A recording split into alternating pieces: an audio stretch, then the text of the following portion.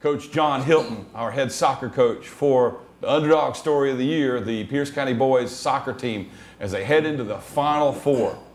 Coach, a true underdog story. You guys are doing it the hard way. A 3 seed, you knocked off, well, everybody's been a higher seed, but 2 1 seeds in a row on their home field. So what has the ride been like so far for the Soccer Bears? It's just been a crazy journey so far. I'm just happy for the boys. You just ask them to invest so much, and sometimes it doesn't work out, but it's sweet when it does. So I'm happy for them. You always expect them to play up the level that they've been coached, but what has been one or two of the greatest underlying rewards, if that's the right way to say it, throughout this journey? I think the biggest thing for me is just watching this team come together. We have an interesting dynamic. Our seniors would rather die than lose, and the underclassmen that are playing with them, they just don't want to let them down. So you have this accountability level on the field where no one's allowed to rest, no one's allowed to take a break, everyone's working, and just as a coach, it's just been fun to watch these boys play. Talk about the seniors for a moment, please. We have a very talented group of seniors. Up top, we have Jonah Allen. He's our striker. He was Player of the Year for the region. Very talented kid. Probably the fastest kid I've ever coached on the field. Then in the back, you have Walker Brown, like a brick wall. He's our defense. He got first team all region. In the mid and wing and sometimes defender, we kind of use Lane Doss as kind of a Swiss Army knife, but he can play anywhere. He was first team all region as well. Other senior weapons, as well as maybe some role players that you have. Who are seniors? Have senior Seth Stipe plays in the back for us. Sometimes we move him up the wing. He's been a great step up in addition this year. Also have Spencer and Jose, who are big for us off the bench. They usually get several minutes of playing time and hold it down. Spence on the wing, Jose in the mid. And then can't forget about our boys, Colin and Patty.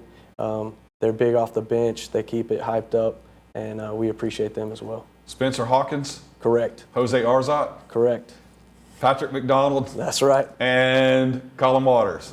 Those are our boys. I mean, see, that's the great thing about it is when you're only known by a nickname or a first name, but for the uninitiated, thanks for clarifying that.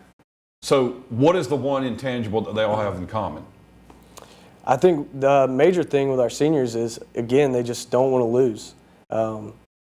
They would rather die than lose, and that has formed this team into something that can compete against some of these higher ranking teams. It sounds like you're saying that's the X factor right there. But that's not to say that you guys aren't talented either. And we know that region seedings, they don't always tell the same story depending on strength of region that you're playing. But is there another X factor that's in there other than they just don't want to lose? Well, I think that we come from a region that's produced 2 Final Four teams. And we had another team in our region that almost knocked off a number 1 that could easily be here as well. So we're coming out of a region that's battle tested. And then we're stepping into the playoffs where some of these teams, they've kind of coasted, and now the rubber's meeting the road and we're seeing who's who. As we're sitting here talking right now, you're not that far removed from your last round victory and not that far away from the next round. There's not a lot of turnaround time. What do you know about Providence Christian Academy at this point? Well, I know they're sitting on top, number 1 seed, and according to Max Preps, they're ranked number 1 in the state. So we're where we want to be. We got the tiger by the tail, and they look good on paper, but you know what we do with paper. Fundamentally, what do we have to do to execute for victory? I think we just play our same game. We may move the pieces around the board a little bit, but people have referred to us as a Cinderella story, and we know that it's not magic that got us here. It's grit, pace, hard work, sweat, blood, and tears, and that's what we plan to do. Do you guys actually have a name for whatever that is? You know what I'm talking about, playing with heart and soul, playing with spirit, just laying it all out there. We call it playing with fear. A lot of people kind of shy away from that, but I like it. I like when the boys have that nervous churning in their gut when they're backed against the wall. I have it as well. I think that breeds adrenaline, and you're either going to fight or flight, and we choose to fight. What else, as we head into game time, what else do you want the Bear Nation, this community, to know about what might be a kept secret at this point? I just want the community to know that these boys are special. I mean, obviously, this is a historic team with the Final Four, but I also want them to know that we're not satisfied with Final Four. I'm happy for the boys. I'm glad they made that achievement, but we want to do it all, and I think I want the community to know that we're not satisfied. Friday game time is 7 p.m.